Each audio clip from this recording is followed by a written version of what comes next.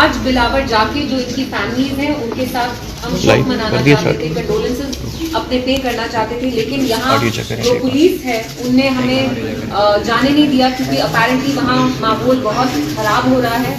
और मैं इनके साथ लड़ाई नहीं करना चाहती थी। पुलिस के भी कुछ कंपल्शंस होते हैं, एक लॉ एंड ऑर्डर उनको मेंटेन करना है, लेकिन अजीब चीज ये है कि पीडीपी के लोगों को नहीं जाने दिया जाता, लेकिन जो बीजेपी की लीडरशिप है, जैसे सुनील शर्मा साहब है वो कल गए, फिर लाल सिंह साहब दूसरी पार्टी के लीडर हैं, उनको नहीं जाने दिया, हम जाना चाहते थे, हमें नहीं जाने दिया।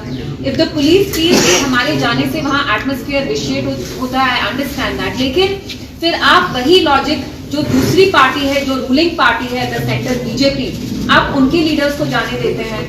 हमने ये भी देखा कि जो वहाँ इंडिपेंडेंट एमएलए हैं उनको कैसे लोगों ने हैकल किया, लेकिन ठीक है मैं नहीं गई। But what is worrying is कि कठुआ जैसी बॉर्डर डिस्ट्रिक्ट में हालात कितने खराब हो रहे हैं। 2019 से पहले कठुआ, राजौरी, पुंछ जैसी डिस्ट्रिक्ट्स में कभी भी टेररिज्म नहीं होता था, आतंकवाद नहीं होता था। आज आप देखिए हमारे 5 जवान हाल ही में अक्टूबर के महीने शहीद हुए, उसके बाद वहां फिर से सिविलियन किलिंग्स हुई।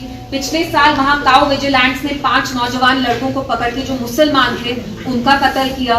फिर हमें पता है मक्खन जो थे बिलावर के, जहां मैं खुद गई, उनकी फैमिली से मैं मिली, उनको पुलिस कस्टडी में कैसे टॉर्चर किया गया।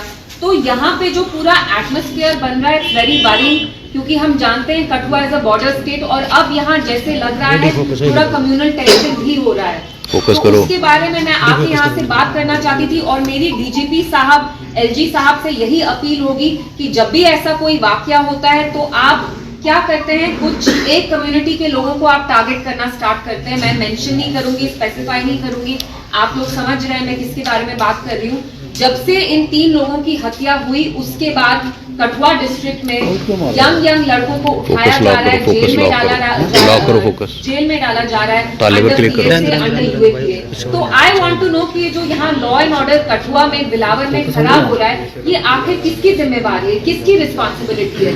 यहाँ हमारे हिंदू भाई का खून बहे या हमारे मुसलमानों भाई का खून बहे, हमारा ही खून है। ऐसा नहीं है कि आज हिंदू का बहा तो हम ये अवॉइड करेंगे, हम ओवरलुक करेंगे, बिल्कुल नहीं। वो हिंदू हो, मुसलमान हो, पंडित हो, सिख हो, ईसाई हो, बुद्ध हो, वो हमारे ही लोग हैं। इसलिए मैं आके यहाँ मीडिया से बात करना चाहती थी और मेरी एलजी साहब और जो हमारे डीजी साहब हैं उनसे यही अपील होगी कि आप जल्द से जल्द इंक्वायरी करें, क्योंकि कहीं ना कहीं ये आपकी रिस्पॉन्सिबिलिटी तो है, पुलिस आपके अंडर आता है। तो अगर कठुआ जैसी बॉर्डर डिस्ट्रिक्ट में हालात इतने खराब हो रहे हैं कि आज मैं वहां कंडोलेंसेस के लिए तक नहीं जा सकती थी, तो ये आपकी जिम्मेवारी है। और अगर हालात खराब हो रहे हैं तो आप सब पे एक ही रूल अप्लाई करें। ऐसा नहीं हो कि आप पीडीपी के लोग को जाने नहीं देते लेकिन बीजेपी की लीडर वहां सुबह भी जा रहे हैं, शाम भी जा रहे हैं।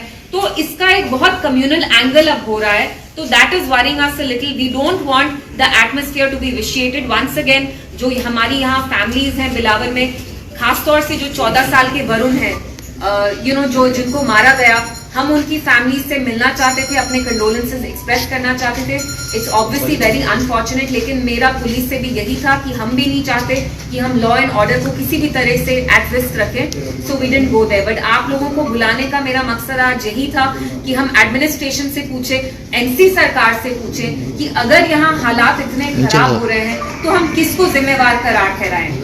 आप कहते हैं लॉ एंड ऑर्डर आपके अंडर नहीं है, तो यहाँ आपस में सब फुटबॉल खेल रहे हैं, लेकिन ग्राउंड पे जो हमारे ऑर्डिनरी लोग हैं वो पिस रहे हैं, उनकी मौत हो रही है दिन दहाड़े। वो हमारे शहीद जवान हो, हमारे मुसलमान भाई हो, हिंदू भाई बहन हो, जिनका भी खून बह रहा है वो हमारे ही लोग हैं। And this is very worrying and we request the DG साहब कि आप इमीडिएटली एक इम्पार्शियल प्रोब स्टार्ट करें, एक इम्पार्शियल इन्वेस्टिगेशन इनिशिएट करें, जिससे पता चले कि असली में किसने किया और क्यों किया और इसका क्या असली में हकीकत क्या है। So this is all I wanted to से।